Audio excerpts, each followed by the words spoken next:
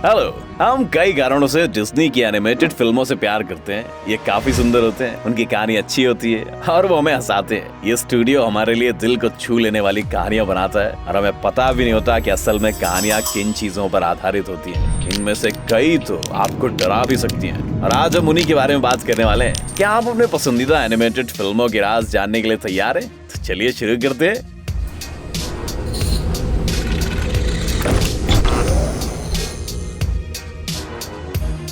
Cinderella.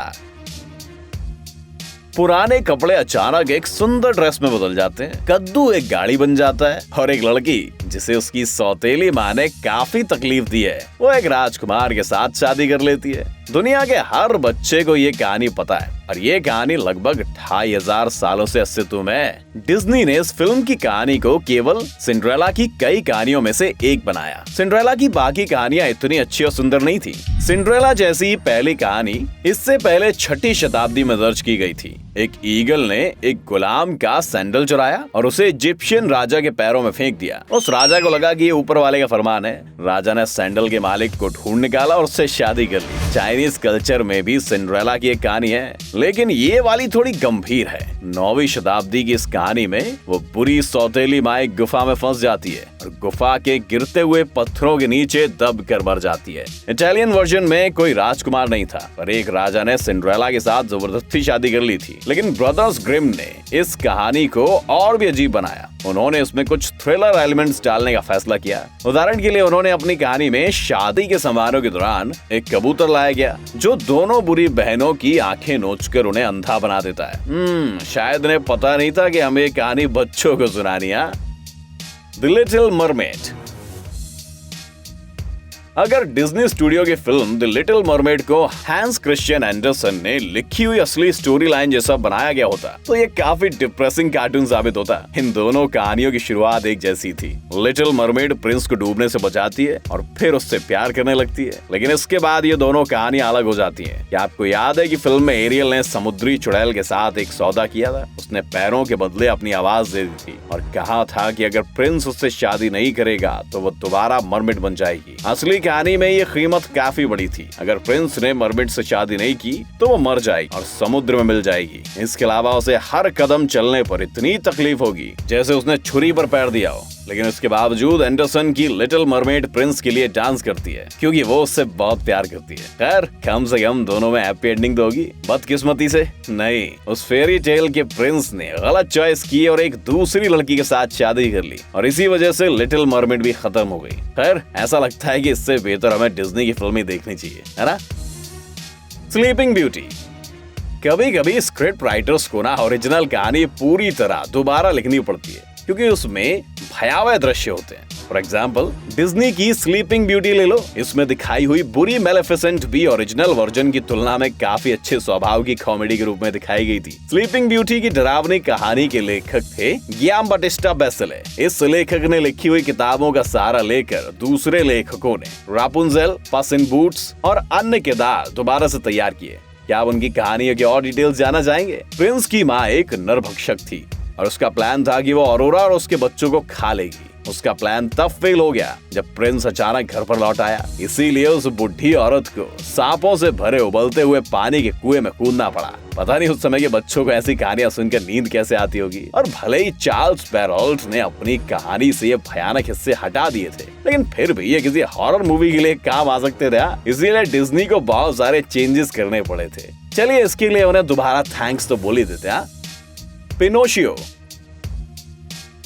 अपनी दूसरी कहानी में डिज्नी ने बच्चों को एक दिल छू लेने वाली कहानी बताई, जिसमें उन्होंने बताया कि एक बच्चे को किस तरह का बर्ताव करना चाहिए। भैया, पिनोचियो अपनी गलतियों से सीखता है, अपने पिता के लिए खुद को कुर्बान कर देता है और दोबारा इंसान बन जाता है। हालांकि इस पपेट डॉल की ओरिजिनल कहानी इटली के लेखक कार्लो कोलोडी ने लिखी थी, जो बिल्कुल ही अलग है। कार्लो बताना चाहते थे कि अपने बच्चों को बिगाड़ना कितना बुरा होता है। उनकी कहानी में पिनोशियो बेहद बदमाश होता है। वो न सिर्फ अपने पिता का अनादर करता है, बल्कि वो एक गाइड को भी मार देता है। उसे किसी भी बात का जरा भी बुरा नहीं लगता। पूरी किताब में पिनोशियो की कई बार पिटाई हुई है। उसे पेड़ से लटका दिया गया और वो हमेशा किसी समस्या में फंस जाता था और प्यारी गैपेटो बार बार उसकी मदद के लिए आ जाती थी। दोनों ही कहानियां एक सबसे अच्छा सबक सिखाती हैं, लेकिन इस किताब का वर्जन थोड़ा कठोर लगता है।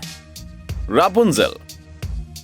अब हमें रापुंज़ेल की कहानी के बारे में जानना है, लेकिन ये कमजोर दिल वालों के लिए बिल्कुल नहीं है। आज हमने पहले ही महान और डरावने गियाम बटिस्टा बासिले की बात की है, जिन्होंने कई मशहूर फेरी टेल्स का निर्माण किया है, जिनमें से एक है रापुंज़ेल। लेकिन उनके वर्जन में एक माँ अपनी नवजात बेटी को बेच देती है ताकि वो एक राक्षस के बगीचे में हुई चोरी की भरपाई कर सके। अगर श्रेक और टैंगलेट की ये अजीब बातें आपको डरावनी नहीं लगती तो चलिए सीधा ओरिजिनल पर आ जाते हैं। रापुंज़ेल पर बनाई गई सारी कहानियां सच्ची घटनाओं पर आधारित है। हमारे जमाने की पहली शताब्दियों में रोम में एक अमीर व्यापारी रहता था जिसका नाम डायोस्कोरस था। उसकी एक सुंदर लड़की थी जिसका नाम बारबरा था। उसे उस चुड़ैल ने नहीं बल्कि खुद उसके पिता ने टावर में बंद किया था। वो खुद ही अपनी बेटी के लिए पति ढूंढवाना चाहता था और जब भी वो घर से बाहर जाता था तब अपनी बेटी को छुपा के रखता था। हालांकि एक लंबी यात्रा से लौटने के बाद उसे पता चला कि बारबरा ने अपना धर्म छोड़ दिया था और अपना नया धर्म किसी को बताना नहीं चाहती थी।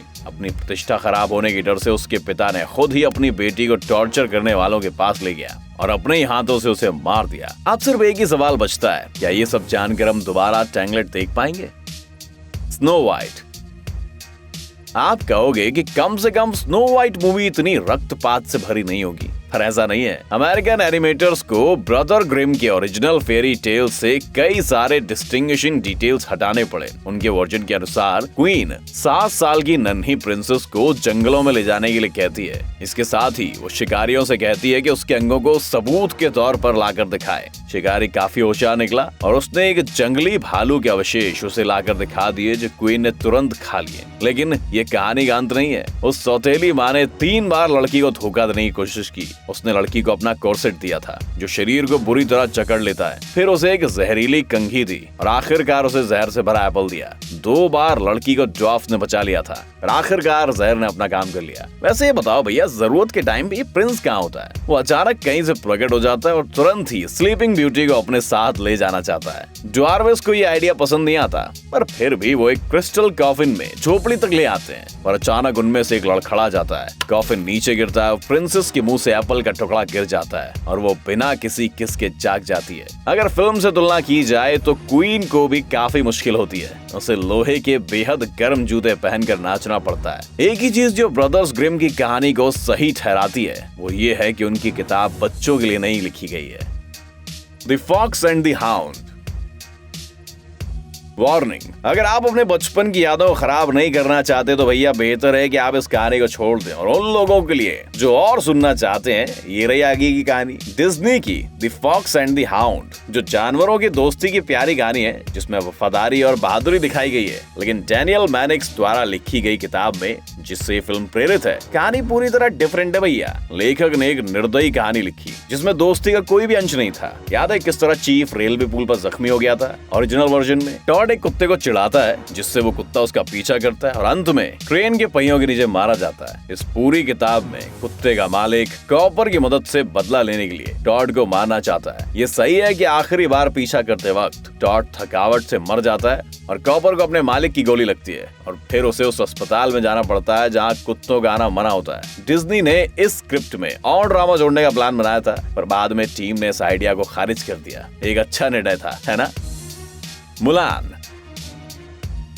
खैर, एक आखिरी कहानी बची है भैया। शायद ये कुछ हद तक आपको दोबारा जादू में विश्वास करने के लिए प्रेरित करेगी। हम में से कई लोगों को याद होगा कि हम मुलान फिल्म देखते वक्त कितने एक्साइटेड हो गए थे। पता चला है भैया कि इस कहानी ने ना चाइना के लोगों को सैकड़ों वर्षों से इंस्पायर किया है। महिला योद्धा हुआ मुलान के 2 वर्जन्स बताए गए जो ईस्वी सन 420 और 589 के बीच रहते थे। इनमें दूसरी वाली को एक दर्दनाक मौत मिलती है। राजा की सत्ता निकल जाती है। मुलान के पिता उसकी गैर मौजूदगी में मर जाते हैं और वो लड़की खुद की जान ले लेती है क्योंकि वो गुलाम नहीं बनना चाहती थी। लेकिन हम इस कहानी पर विश्वास नहीं करना चाहते। इसके अलावा मूल कहानी का प्लॉट है ना, वो लगभग इस फिल्म से मिलता जुलता है। ये बहादुर लड़की अपने पिता से दूर होकर सेना में शामिल हो जाती है। वहाँ वो कई मिलिट्री स्किल सीखती है और कई करतब दिखाती है जिससे उसे सम्मान मिलता है। यहाँ पर ड्रैगन मुशु का कहीं भी जिक्र नहीं किया गया है, लेकिन क्या पता शायद वो सच में मौजूद हो।